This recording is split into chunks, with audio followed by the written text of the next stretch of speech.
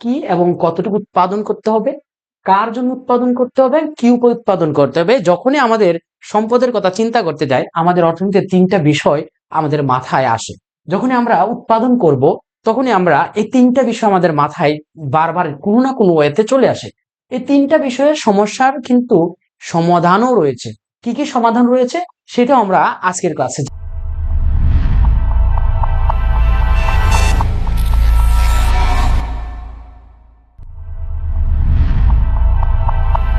এবং কতটুকু আলোচনা করতে উৎপাদন করতে হবে সেটা আমরা একটু দেখি। দেখো, এই যে এখানে কি এবং কতটুকু উৎপাদন করতে হবে এইটার আমরা চিত্রভিত্তিক যদি আলোচনা করি, দেওয়া আছে। দেখো, আমরা লম্ব অক্ষ এবং ভূমি অক্ষ নিলাম।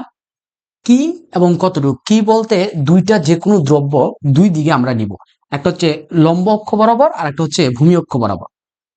আমরা ধরলাম ভূমি অক্ষ বরাবর হচ্ছে এক্স দ্রব্য নিলাম, আর লম্ব অক্ষ বরাবর নিলাম আমরা ওয়াই অক্ষ বরাবর নিলাম ওয়াই দ্রব্য। এখন কোন দ্রব্যটা আমাদের কতটুকু উৎপাদন করতে হবে সেটা আমরা চিত্রের মাধ্যমে যদি উপস্থাপন করি, দেখি কি আছে।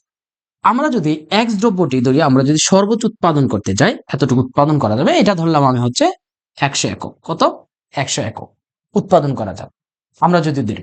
তারপর আমরা যদি দেখি যে ওয়াই দ্রব্যটি, আমরা 100 একক না, আমরা 150 একক ধরলাম। ঠিক আছে? আচ্ছা, ওয়াই দ্রব্য এখানে যদি আমরা উৎপাদন করি, এখানে আমরা উৎপাদন করতে পারবো হচ্ছে 100 একক। তারপর আমরা দেখি এইখানে যদি আমরা উৎপাদন করি, এখানে দিলাম হচ্ছে 50 একক। খেয়াল করো,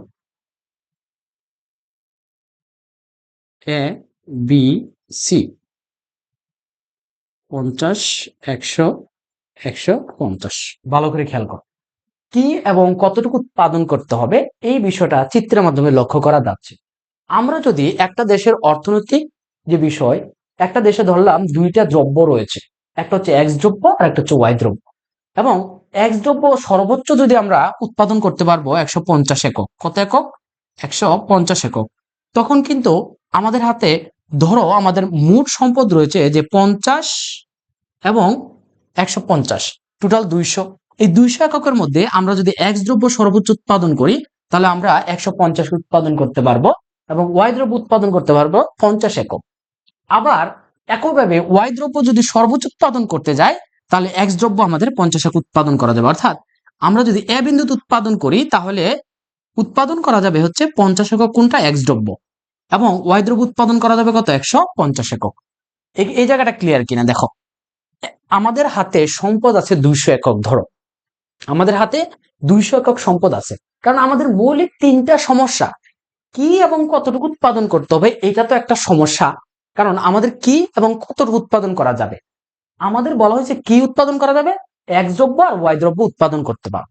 আমরা যদি এক্স দ্রব্য জায়গাতে লিখি ধান, ওয়াই দ্রব্যের জায়গায় যদি লিখি গম, আমরা যদি এক্স দ্রব্য যদি আমরা মানে ধান যদি আমরা 150 উৎপাদন করলে গম উৎপাদন করতে পারবো 50 একক। এই জিনিসগুলো একটু খেয়াল রাখবে। আবার বলতেছি, কি এবং কতটুকু উৎপাদন করতে পারবো এইটা এই চিত্রের মাধ্যমে লক্ষ্য করা যাচ্ছে। আমরা যদি এক দ্রব্য সর্বোচ্চ উৎপাদন করি, তখন ওয়াই দ্রব্যও কিন্তু আমরা 150 করতে পারবো না, কারণ আমাদের সম্পদ সীমিত। আর এই সীমিত সম্পদ থেকেই তো আমাদেরকে এই সমস্যাটা আসছে যে কি এবং কতটুকু উৎপাদন করতে হবে একটা দেশের। তো এইটার ব্যাখ্যা কিভাবে তুমি লিখবা আমি একটু বলে দেই। তুমি যদি এই চিত্রটা পরীক্ষা আসে, উদ্দীপকের চিত্রের মাধ্যমে কি লক্ষ্য করা যাচ্ছে, তুমি বলবা পরীক্ষা যদি আসে যে উদ্দীপকের চিত্রের মাধ্যমে মৌলিক যে অর্থনৈতিক সমস্যা সেটা লক্ষ্য করা যাচ্ছে, কি কি এবং কতটুকু উৎপাদন করতে হবে এই সমস্যাটা এখানে লক্ষ্য করা যাচ্ছে। একটা দেশের একটা অঞ্চলের কাঠামো অনুযায়ী যদি এক্স দ্রব্য তাদের মানে প্রয়োজনীয়তা এবং গুরুত্ব হয়, তাহলে এক্স দ্রব্য তারা সর্বোচ্চ সি বিন্দুতে 150 উৎপাদন করতে পারবে, তখন ওয়াই দ্রব্য উৎপাদন করা যাবে 50 একক। যদি ওই অঞ্চলে কি ওয়াই দ্রব্যটা বেশি প্রয়োজন এবং গুরুত্ব মনে হয়, তখন দক্ষতার সাথে ব্যবহার করতে হলে ওয়াই দ্রব্য সর্বোচ্চ কি করা যাবে? 150 একক উৎপাদন করা যাবে, তখন এক্স দ্রব্য হবে 50 একক। বুঝাইতে পারছি কিনা? এইভাবে আমরা ব্যাখ্যা করব যে একটা দেশের, আমরা এই তিনটা বিন্দুতে কিন্তু উৎপাদন করা যাবে, এই তিনটা বিন্দুতে উৎপাদন করা যাবে এ বি সি, এই তিনটা বিন্দুতে কি এবং কতটুকু উৎপাদন করতে হবে এই সমস্যাটাই এই চিত্রের মাধ্যমে লক্ষ্য করা যাচ্ছে। বুঝাইতে পারছি কিনা প্রিয় শিক্ষার্থীরা? পরীক্ষায় যদি আসে যে এই চিত্রের মাধ্যমে কি লক্ষ্য করা যাচ্ছে, তখন তোমরা বলবা কি এবং কতটুকু উৎপাদন করতে হবে সেই বিষয়টা এই চিত্রের মাধ্যমে বা এই চিত্রের মাধ্যমে এই মৌলিক অর্থনৈতিক সমস্যাটা লক্ষ্য করা যাচ্ছে। বুঝাতে পারছি কিনা, ক্লিয়ার কিনা এই জায়গাটা? না আর কারো কোনো প্রশ্ন আছে, কারো কোয়েশ্চেন আছে? আশা করি থাকার কারোই কোনো প্রশ্ন থাকার কথা না। এখন আমরা আসি 2 নাম্বার যে মৌলিক অর্থনৈতিক সমস্যাটা কি বলছে, কার জন্য উৎপাদন করতে হবে। এখন দেখো এই জায়গাতেই যদি আমরা লিখি এক্স দ্রব্যর জায়গা, কির জায়গা যদি আমরা কার কথা লিখি, কার বলতে কি, আমরা যদি ধনী শ্রেণী লিখি, ধনী শ্রেণী, তাই না? একটা হচ্ছে ধনী শ্রেণী আর একটা হচ্ছে গরিব শ্রেণী যদি লিখি আমরা, গরিব বা ফৈনী শ্রেণী, ঠিক না? কার জন্য? শিশুদের জন্য, বয়স্কদের জন্য।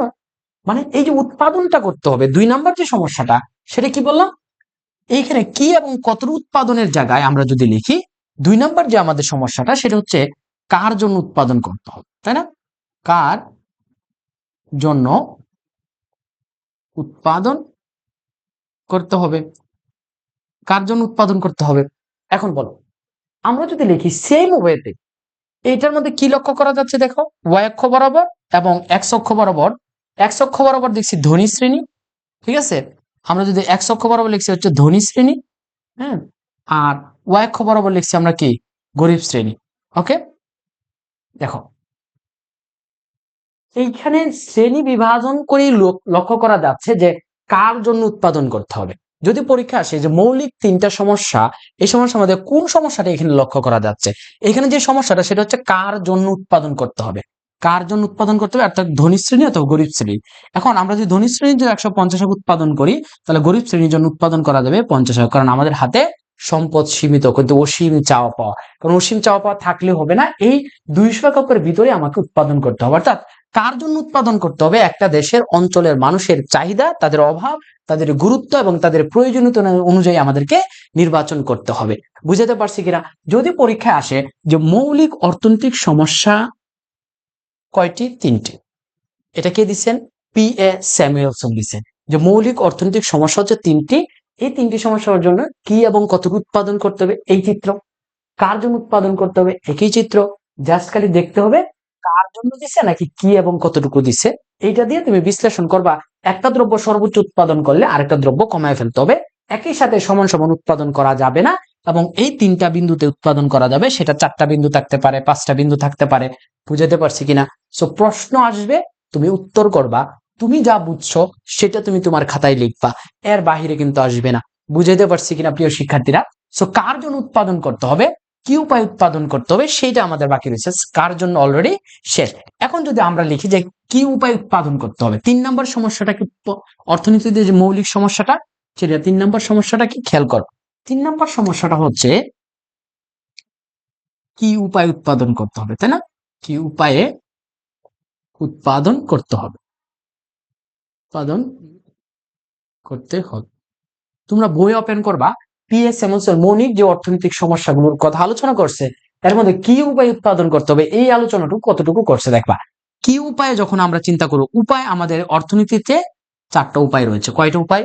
অর্থনীতিতে উপায় রয়েছে, এবং প্রত্যেকটার জন্য কিন্তু আমরা এই রেখাটা অঙ্কন করব। যারা প্রথম যারা হচ্ছে একদম ফার্স্টের স্টুডেন্টরা রয়েছে, তোমরা অনেক সময় বুঝো না আমাদের এই ভার্টিক্যাল এবং হরিজন্টাল যে রেখাগুলো আমরা দেই, কেন আমরা এই রেখাগুলো অঙ্কন করি, এটা দ্বারা তোমাদেরকে বুঝাই। এটা হচ্ছে শূন্য, এটা হচ্ছে ওয়াই অক্ষ বরাবর, এবং এটা হচ্ছে এক্স অক্ষ বরাবর আমরা লিখি, এবং এটা হচ্ছে ভূমি অক্ষ, এটা লম্ব অক্ষ, এবং 2টা অক্ষ দ্বারা 2টি উপাদানকে আমরা নির্দেশ করে আমরা অর্থনীতিতে সকল ধরনের সমস্যা সমাধান করার চেষ্টা করব।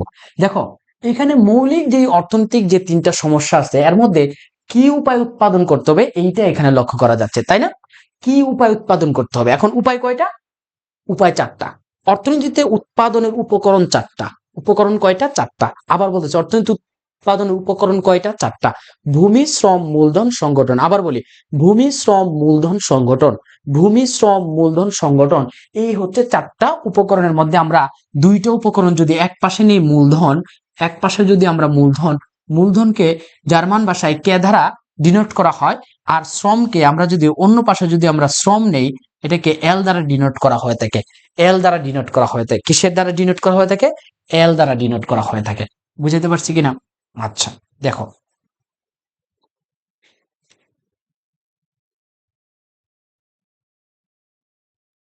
শ্রমকে এল দ্বারা ডিনোট করা হয়ে থাকে। বুঝতে পারছো কিনা? শ্রমকে কি করা হয়, এল দ্বারা ডিনোট করা হয়ে থাকে। ওকে, দেখো একটা হচ্ছে মূলধন এবং শ্রম। উৎপাদনের চারটা উপকরণ মধ্যে যদি কখনো দুইটা উপকরণকে নিয়ে যখন আমরা উৎপাদন করব, তখন যেই রেখাটা হবে এটা, এই রেখাটার নাম হচ্ছে সমুৎপাদন রেখা। তোমরা পরবর্তীতে জানতে পারবে সমুৎপাদন রেখা কেন এই বক্র আকৃতির হয়ে থাকে, তাই না? আচ্ছা, এটা যেহেতু আমাদের প্রথম অধ্যায়ে আমরা প্রথম দিকে আমরা অঙ্কন করি, তারপর তোমাদেরকে এই বিষয় নিয়ে আরেকটা ডিটেল ক্লাসে আমরা তৃতীয় অধ্যায়ে উৎপাদন চ্যাপ্টার আলোচনা করব। দেখো, মূলধন এবং শ্রমের সমুৎপাদনে যদি আমরা কোন একটা দেশের দেখতে হবে ওই দেশটা কোন কোন ধরনের উৎপাদন নির্ভর। এটা যদি মূলধন নির্ভর হয় তাহলে মূলধন সর্বোচ্চ উৎপাদন করা যাবে, আর এটা যদি শ্রম নির্ভর হয় তাহলে শ্রম সর্বোচ্চ উৎপাদন করে সে উৎপাদন করবে।